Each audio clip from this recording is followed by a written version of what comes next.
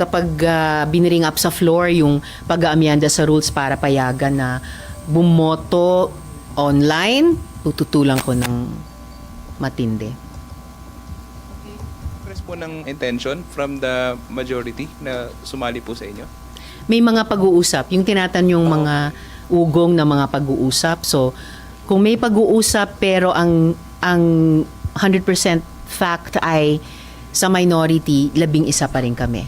Pero ma'am, kung sakali man napag-uusapan na po ba sa minority na isulong na amyendahan yung rules? Kasi since 23 na lang, kung hindi talaga dadalo si Senator Bato or kasi may warrant of arrest siya, sinusulong po ba sa minority na amyendahan na yung rules sa quorum, tsaka yung sa... Wala pang ganong pag-uusap.